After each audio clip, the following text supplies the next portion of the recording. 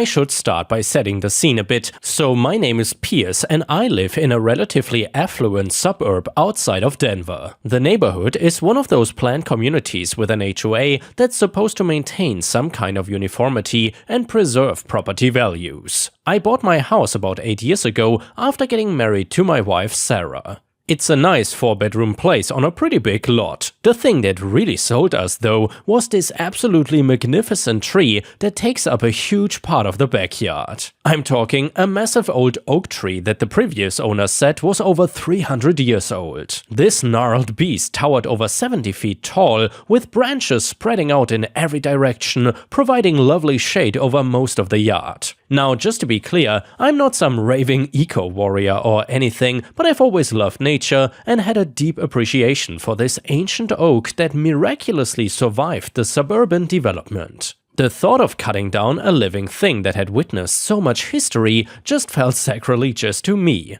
I made sure to have an arborist inspect it annually, and they always gave it a clean bill of health, even saying it could easily live another couple centuries with proper care. So I took great pride in being a good steward of this tree, meticulously pruning it every spring and giving it plenty of water and fertilizer. It rewarded me by staying lush and mighty in the heart of my yard. My neighbors loved to admire it from the street, and homebuyers were stunned by its magnificence looming over the backyard. I cannot tell you how many people knocked on my door over the years asking about its history and if it was the oldest tree in the neighborhood.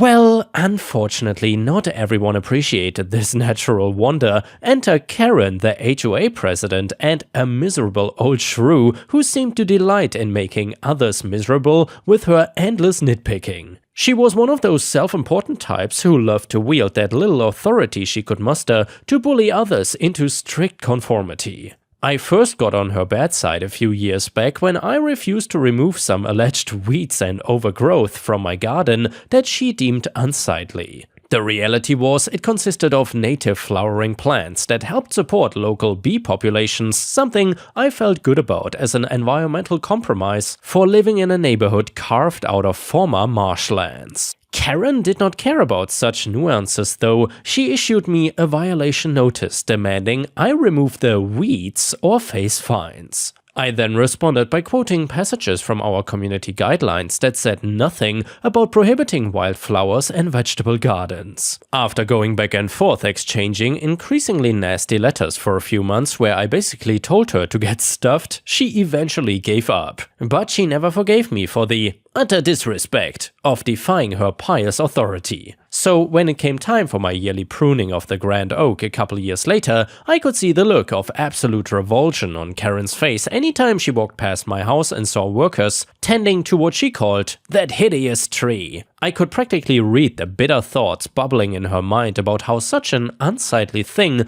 did not belong in her neighborhood. Given our history, I never dreamed that she would go as far as trying to destroy the tree, but that is exactly what ended up happening. It was a picture-perfect fall day when I returned home from work to find a shocking scene. A professional tree-cutting crew from the township going to town on my prized oak with chainsaws and chippers.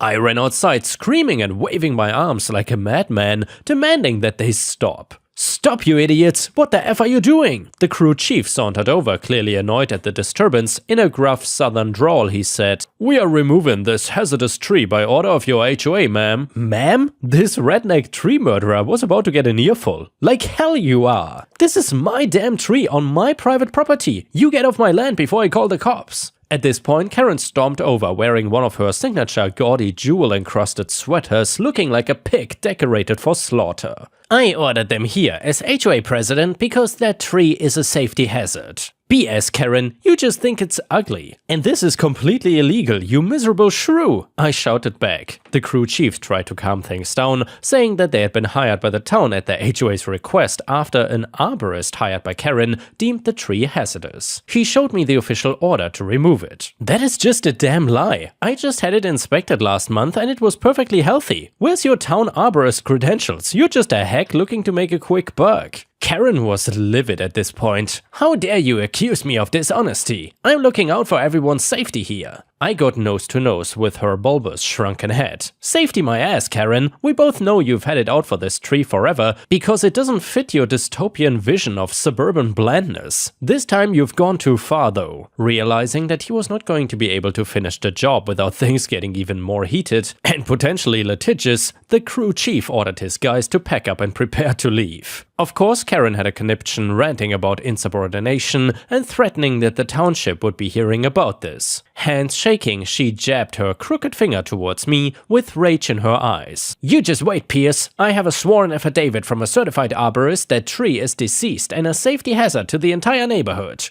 I'm holding you personally responsible for any damage it causes when it inevitably falls. I'll make damn sure you are bankrupted by the liability. Seething, I responded with what I still consider some of my finer zingers. You have a certified arborist's opinion? From who? The damn philanderous divorcee dating service? You're nothing but a spiteful busybody, Karen.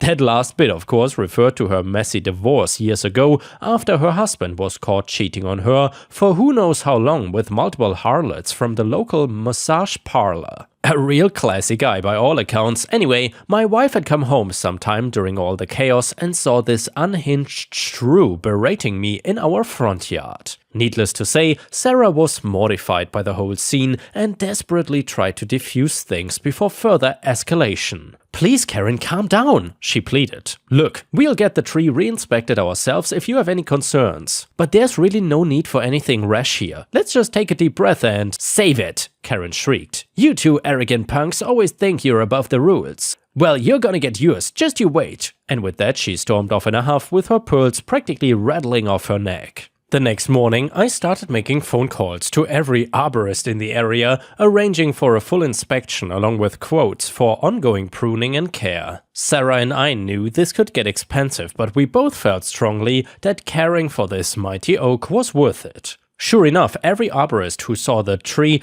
glowed with amazement at its remarkable health and hardiness for being so ancient. The consensus was that with regular upkeep and pruning, it could easily stand for many more decades without posing any safety hazards whatsoever. We eagerly shared these inspection reports with the HOA board, thinking that clear professional opinions would end this petty vendetta against my tree. How naive we were. About 3 weeks later, the storm that Karen had been brewing finally made landfall. We had visited my grandparents' place for a couple days, and as soon as we arrived back home, we heard tremendous crashing sound outside. I threw open the curtains to see Karen's pristine pearl-white Mercedes convertible completely demolished by my fallen oak tree. I ran outside in a panic, half expecting to find Karen crushed underneath the trunk, but thankfully she was not there, but the image of her prized luxury car looked like a scene straight out of one of those overly dramatic car insurance commercials.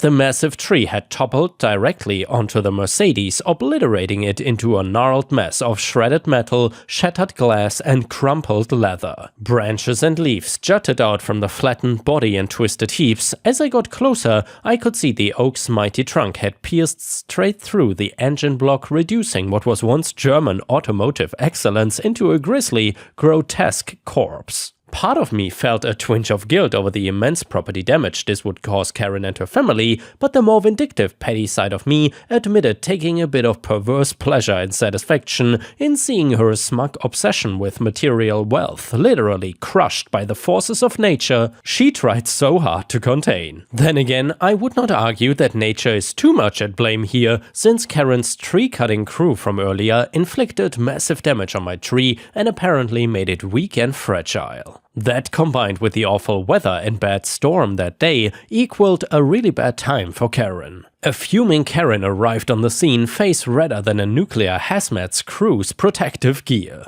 She took one look at the mangled wreckage entombed under the ancient oak, and her eyeballs looked ready to explode from their sockets like overstressed rivets. Pierce! She bellowed with a raspy, demonic fury that sent nearby birds fleeing for their lives. You son of a gun! You did this on purpose! I calmly tried to explain how ridiculous her accusation was. Karen, I had nothing to do with this freak act of nature, and by the way, I was gone for a couple of days. This would not have happened without your stupid tree-cutting crew. She stomped right up into my face, spraying flecks of spittle with each rageful breath. Don't give me that crap, you pathological liar. This is arborist malpractice. I knew that deceased monstrosity was a hazard, which is why I tried having it removed. Based on what evidence? I fired back. Every independent expert said the tree was healthy and stable. You just hired some quack with a fake credential to justify getting rid of it just because you think it's ugly. That's a lie. Her voice cracked under the immense strain. I had a certified professional examine it and they agreed it needed to come down before causing catastrophic damage, which is exactly what's happened here. She pointed a bony finger squarely at my nose. I'm suing you and your homeowner's insurance into bankruptcy over this, Pierce.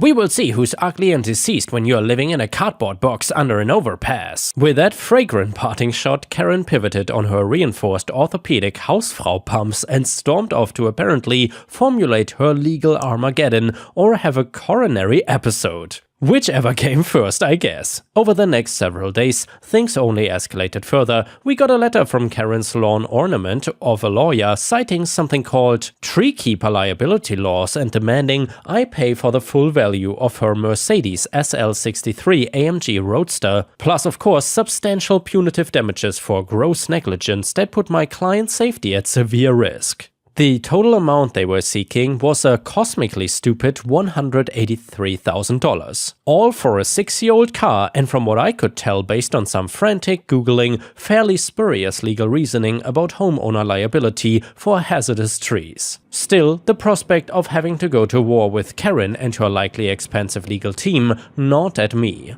We were fortunate that our insurance company took the matter seriously, contracting its own independent arborists and expert witnesses to officially document the state of the tree. They also scrutinized Karen's so-called certified arborist, who they quickly determined was neither licensed nor qualified to make professional assessments on tree hazards or residential landscapes in our state. Their background check revealed this arborist was a fired municipal worker from a neighboring county who now ran a cheesy side hustle business where he dressed up like an old-timey groundskeeper and did silly gardening routines for elementary school tours. So in other words, Karen had solicited a total charlatan arborist who rubber-stamped her personal vendetta against my tree in order to justify having it illegally removed with the tree-cutting crew from earlier. When she couldn't succeed through official HOA channels due to lack of proper justification, she simply fabricated it through underhanded means. Armed with all this evidence poking gaping holes in Karen's bogus case, our insurance company advised we let her move forward with the lawsuit. They promised to provide a full legal defense at their own cost and were highly confident that they could not only get her frivolous claims dismissed, but actually go after her for filing such a spurious action in the first place. I have to admit I was initially pretty nervous about the prospect of getting sued even if we were clearly in the right,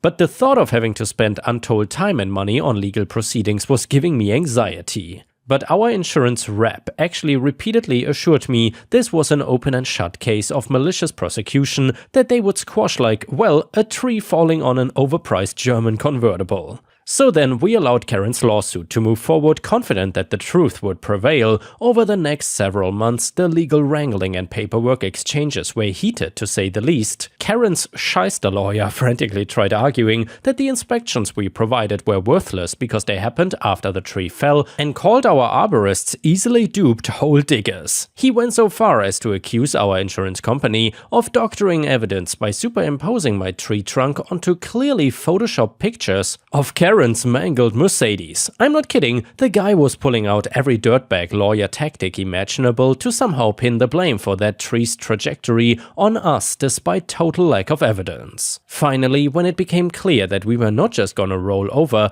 Karen's lawyer threatened to depose every resident in our neighborhood to dig up any possible dirt he could find to portray us as a negligent scofflaws who flaunted HOA rules on the regular and turned a blind eye to residential dangers. In retrospect, this turned out to be perhaps the biggest gift Karen could have given us. Our insurer's legal team practically did cartwheels down the hall when the other side announced their intention to start deposing neighbors. They then immediately filed a motion for Karen herself to give sworn testimony along with records detailing every HOA dealing and judgment over her multi-year presidency. You see, by going down this road of portraying us as smug rule breakers through the lens of HOA violations, Karen had opened up a massive can of worms that revealed a pattern of petty abuse of power on her part that would ultimately doom her case. During her deposition, a flustered and sweaty Karen stumbled through hours of questioning about HOA policies and procedures regarding tree maintenance and removal. Our attorney grilled her over exactly whose arborist assessment gave them cause to deem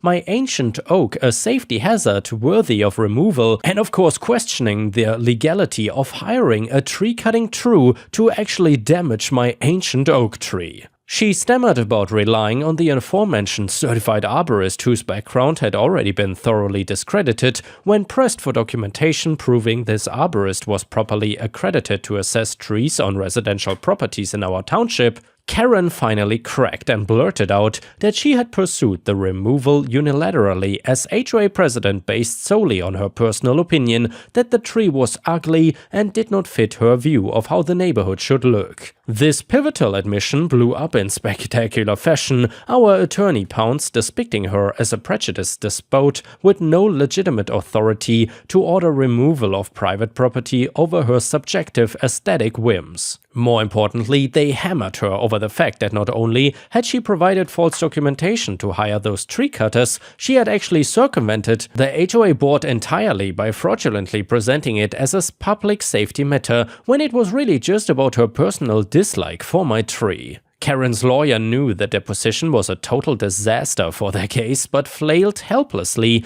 to put the genie back in the bottle. Other HOA board members and residents were grilled about Karen's history of overreaching her authority, corroborating a clear pattern of her trying to unilaterally dictate community policies based on her own biases under the guise of environmental protection and community values. These included things like trying to ban modern art installations in people's front yards to uphold oppressively banal community decor standards. Things such as preventing homeowners from installing solar panels or drought-resistant sustainable landscaping that did not conform to her ideal suburban aesthetic. And even irresponsible things like ordering a neighborhood playground dismantled without cause right before it underwent much-needed safety renovations, because she thought the kids' equipment was starting to look run down and trashy. And well, with all this damning testimony and evidence, it was becoming abundantly clear that Karen was completely unfit to wield any kind of authority over the neighborhood. She abused her HOA presidency at every turn as a personal fiefdom to enforce her rigid and arbitrary ideas about how the community should look and function. Her vendetta against my tree was simply the most brazen example of her going rogue with no proper oversight or procedural justification. The fact that she went so far as to fabricate sham arborist credentials and bypass the HOA board entirely made it an open and shut case of her wildly overstepping her authority. As the weeks dragged on, the legal pressure mounted tremendously on Karen. Faced with a mountain of evidence depicting her as a rogue HOA tyrant who blatantly violated the very bylaws and procedures she was supposed to uphold, her lawyers finally understood the writing was on the wall. They had walked right into a massive malicious prosecution trap of their own making. With zero legal footing left to stand on, Karen's team saw the impending financial calamity headed their way if they allowed this to proceed to an inevitable trial judgment. The punitive damages, tree replacement costs, and legal fees they would be on the hook for after having this case so thoroughly dismantled could bankrupt Karen and her entire household. So in a move that still makes me smile, they finally waved the white flag and agreed to a stunning settlement that accomplished far more than just making my family financially whole again. First, Karen had to pony up a lot of money that she was trying to extort from me to cover the full value of her Mercedes and my legal fees. That was just a start though. She was also ordered to pay $170,000 in compensatory damages for the appraised value of my centuries-old historic oak tree that was destroyed due to her malicious actions. So on top of the staggering $353,000 payout, Karen faced further financial and authority kneecapping. In order to avoid having a nuclear verdict rendered against her that could purge her entire net worth over this HOA malfeasance, she and her lawyers agreed to a brokered resignation from her post as HOA president effective immediately. This was not just a standard term-limited resignation either. She had to sign a full legal dissolution severing her from having any HOA oversight role or voting rights in community matters for a period of no less than 20 years. She ended up putting her house up for sale and left the neighborhood within 12 months as part of the settlement terms. She could never again own property in our community and was legally barred from even setting foot on HOA grounds except for completing the sale of her home. The final icing on the cake was that she had to submit a formal public apology letter to every resident detailing her systematic abuses of power and acknowledging her multitude of judgmental overreaches that undermined property rights and resident autonomy. This letter also had to include language forbidding her from ever suing or seeking legal retribution against anyone in our neighborhood relating to the current legal actions. So basically, in one foul swoop, this miserable bully of a woman was effectively exiled from our community in utter disgrace after being stuck with over $350,000 in financial penalties. And yeah guys, with this we have reached the end of the video. I hope you enjoyed the HOA story, and if you are new to Story Slices, please don't forget to subscribe to the channel if you haven't already, because we will be posting daily content here. However, just to warn you, I will not read every single video. We will have a multitude of readers. However, every now and then I will definitely voice a video if you want. Thank you very much for watching. Please don't forget to leave a like on the video, and I would very much appreciate it if you could post a pizza slice emoji in the comments, because that would help us tremendously. Thank you so much, and we will see you again soon.